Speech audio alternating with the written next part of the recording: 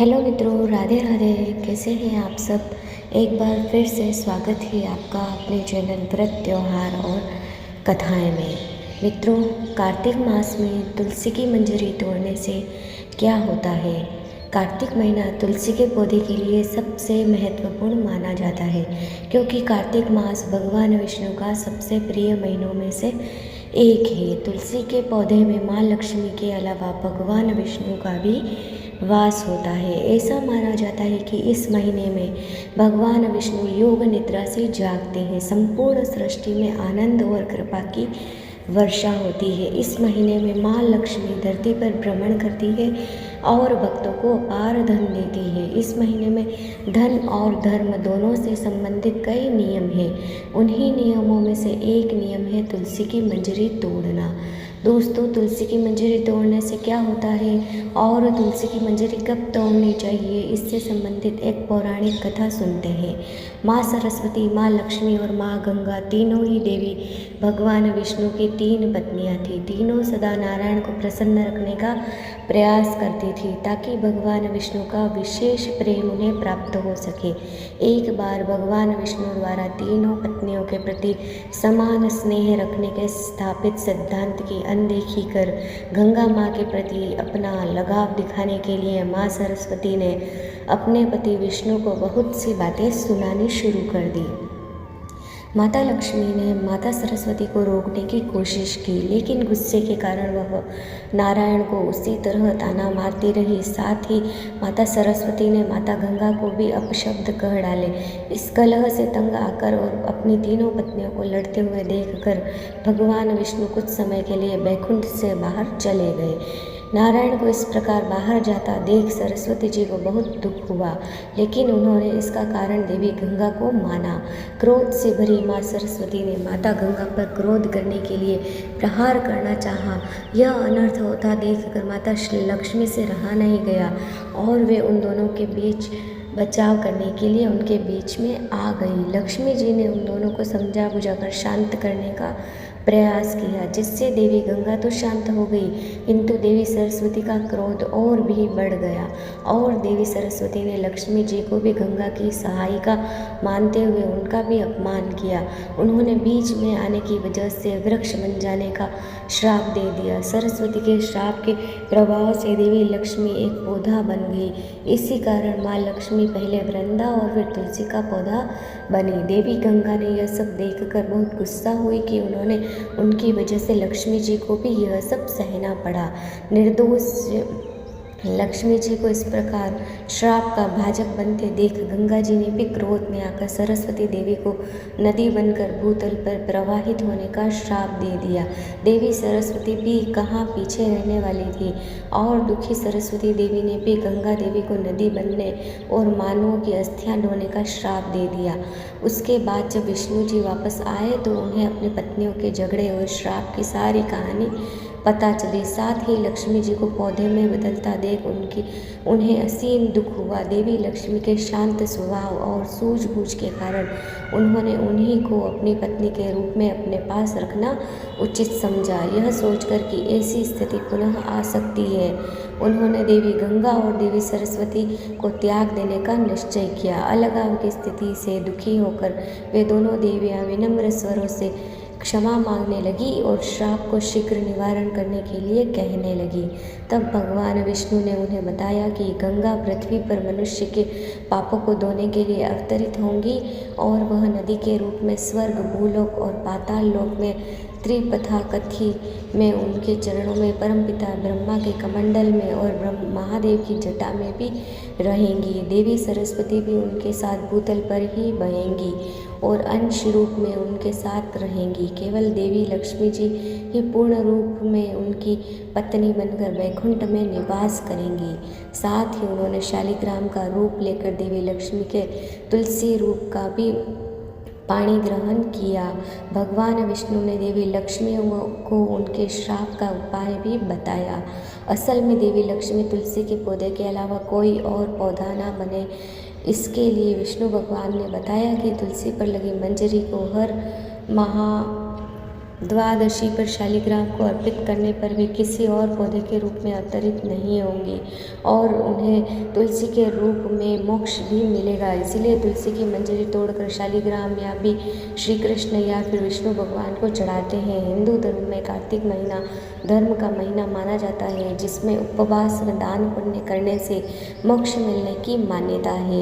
इस पूरे महीने में भगवान विष्णु तुलसी पूजन के साथ विभिन्न देवी देवताओं के पूजन व उनकी कथाएं सुनी जाती है। उन्हीं में एक कथा भगवान श्री कृष्ण द्वारा एक बुढ़िया माई की मृत्यु पर उसे कंधा देकर मोक्ष प्रदान करने की है। आज हम आपको वही कथा बताने जा रहे हैं। एक समय कार्तिक महीने में सब महिलाएं तुलसी माँ को सींचती ही।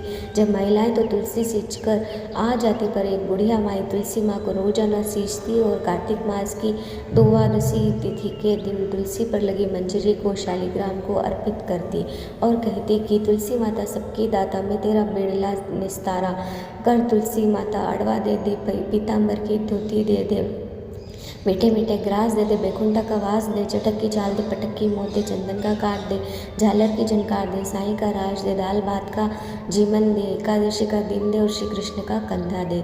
इतनी बात सुनकर तुलसी माँ सोच में पड़ जाती है। एक बार भगवान श्री कृष्ण ने तुलसी माँ को इस सोच का कारण पूछ लिया। इस पर तुलसी माँ ने बताया कि एक बुढ़िया मेरे पास रोज आकर मुझे सींचती है, लेकिन द्वादशी के दिन इतनी बात कह जाती है। इसमें मैं बुढ़िया माई को सब कुछ दे सकती हूँ, पर आपका कंधा कहाँ से दूंगी। इस पर भगवान बोले कि तुम चिंता मत करो और बुढ़िया माई को आशीर्वाद दे दो। तुलसी माँ ने वैसा ही किया। थोड़े दिन बाद बुढ़िया माई मर गई। सब कोई उसे उठाने लगे, पर वह इतनी भारी हो गई कि किसी से भी नहीं उठी। सब कोई कहने लगे कि पाप का गांठ की माला फिरती थी, जिसकी वजह से इतनी भारी हो गई। तभी भगवान श्री कृष्ण ब्राह्मण के वेश में आए और वहाँ खड़े लोगों से बुढ़िया के कान में कुछ कहने लगे, पर उसका शव हल्का होने की बात कही। पर इस पर लोगों ने कहा कि तू भी अपने मन की निकाल ले। भगवान ने जाकर बुढ़िया के कान में कहा कि माई तू बिड़ला सींचा मेरा, मैं करूँ निस्तारा तेरा। बुढ़िया माई अड़वा ले ले, पीतम्बर की धोती ले, मीठा मीठा भात ले, बैकुंठा का वास ले, चटक की चाल ले, पटक की मोत ले, चंदन का काट ले, झालर की झनकार दे, साई का राज ले, दाल भात का भोजन ले और श्री कृष्ण का कंधा ले। इतना सुनते ही बुढ़िया माई हल्की हो गई।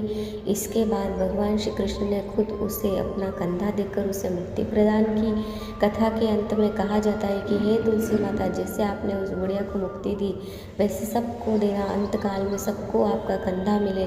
दोस्तों, इस तरह इन दोनों पौराणिक कथाओं में कार्तिक मास में तुलसी की मंजरी तोड़ने का विशेष महत्व बताया गया है। अब जानते हैं कि तुलसी की मंजरी कब तोड़नी चाहिए। मंजरी तोड़ने का दिन का भी विशेष ख्याल रखना जरूरी होता है। तुलसी की मंजरी कभी भी मंगलवार या रविवार के दिन नहीं तोड़नी चाहिए, ऐसा करना अशुभ माना जाता है। कार्तिक महीने में तुलसी की पूजा करना शुभ माना जाता है। कार्तिक महीने में तुलसी के पौधे पर मंजरी आना बहुत अच्छा माना जाता है। तुलसी की मंजरी को लाल कपड़े में बांधकर तिजोरी या धन रखने की जगह पर रखने से धन की कमी नहीं होती। मंजरी को पर्स में रखने से भी धन संबंधित समस्याएं दूर होती है। तुलसी की मंजरी चढ़ाने से पारिवारिक सुख मिलता है। अगर किसी व्यक्ति को प्रेम की कमी या शादी में बाधा आ रही है तो उसे भगवान शिव पर दूध में मंजरी मिलाकर अभिषेक करना चाहिए। तुलसी के पौधे पर लगी मंजरी को तुलसी माता का सिर माना जाता है। मंजरी को तुरंत नहीं हटाना चाहिए, जब यह भूरी हो जाए तभी तोड़े। मंजरी तोड़ने के बाद यह पैरों के नीचे नहीं पड़नी चाहिए। कार्तिक महीने में तुलसी के पौधे में सुबह सुबह जल चढ़ाना चाहिए। श्री कृष्ण कहते हैं, हजारों अमृत के घड़ों से नहलाने पर भी श्री हरि को उतनी तृप्ति नहीं होती जितनी मनुष्य के द्वारा तुलसी का एक पत्ता या तुलसी की मंजरी चढ़ाने मात्र से प्राप्त होती है। जो मनुष्य मृत्यु के समय अपने मुख में तुलसी पत्र का जल पा जाता है, वह संपूर्ण पापों से मुक्त होकर श्री कृष्ण के धाम जाता है। दोस्तों, तुलसी का पौधा किसी भी बृहस्पतिवार को लगा सकते हैं। हालांकि कार्तिक का महीना इसके लिए सर्वोत्तम है। कार्तिक के महीने में तुलसी के पौधे की पूजा और तुलसी विवाह की सारी मनोकामनाओं को पूर्ण कर देता है। तुलसी का पौधा घर या आंगन के बीचों बीच लगाना चाहिए या अपने शयन कक्ष के पास की बालकनी में लगा सकते है। प्रातःकाल तुलसी के पौधे में जल डालकर उसकी परिक्रमा करनी चाहिए। दोस्तों, हिंदू धर्म में तुलसी के पौधे को देवतुल्य माना जाता है और इसीलिए हर हिंदू परिवार में तुलसी के पौधे की पूजा की जाती है। कई लोग तुलसी का पत्ता और मंजरी तोड़ने के लिए नाखून का इस्तेमाल करते हैं, मगर ऐसा नहीं करना चाहिए। तुलसी के पत्ते को तोड़ने के लिए नाखून की जगह उंगली की पोर का इस्तेमाल करें। हो सके तो तुलसी के पत्ते और मंजरी तोड़ने की जगह आपको गमले में पहले से गिरे हुए पत्तों का ही इस्तेमाल करना चाहिए। सूर्य देव के अस्त होने के बाद तुलसी का पत्ता और मंजरी ना तोड़ें। शास्त्रों में इस बात का जिक्र मिलता है कि शाम के समय देवी तुलसी, जिन्हें श्री राधा का स्वरूप माना जाता है, वे वन में श्री कृष्ण के साथ रास रचाने जाते हैं। यदि उनके रास में कोई व्यवधान उत्पन्न करता है तो उसे श्री राधा के साथ साथ श्री कृष्ण के क्रोध का भी भागी बनना पड़ता है। इसके अलावा चंद्र और सूर्य ग्रहण के समय भी तुलसी के पत्ते और मंजरी को नहीं तोड़ना चाहिए। तुलसी के पौधे को हमेशा स्नान करने के बाद साफ हाथों से ही छूना चाहिए। यदि तुलसी के पत्ते पहले से टूटे हुए हैं तो उन्हें भी हाथ साफ करके ही छुएं। यदि आपके घर में लड्डू गोपाल और आप उनके पास तुलसी के टूटे हुए पत्ते रखते हैं या फिर श्री कृष्ण को प्रसाद चढ़ाने के लिए पुराने टूटे हुए तुलसी के पत्तों का इस्तेमाल करते हैं तो आपको 11 दिन से ज़्यादा पुराने पत्तों का इस्तेमाल नहीं करना चाहिए। शास्त्रों के अनुसार तुलसी का पत्ता कभी भी रविवार के दिन नहीं तोड़ना चाहिए। आव्या चतुर्दशी और द्वादशी के दिन भी तुलसी के पत्ते तोड़ना पाप माना जाता है। रविवार के दिन तुलसी के पौधे पर जल भी नहीं चढ़ाना चाहिए। जो व्यक्ति बताए गए दिनों में तुलसी के पत्ते तोड़ता है उसे आर्थिक परेशानियों का सामना करना पड़ता है। दोस्तों, इस वीडियो में इतनी ही छोटी सी जानकारी अगर आपको ये अच्छी लगी हो तो लाइक और सब्सक्राइब ज़रूर करना। कमेंट में जय माता लक्ष्मी, जय श्री कृष्णा, जय श्री हरि, जय श्री विष्णु लिखना। धन्यवाद।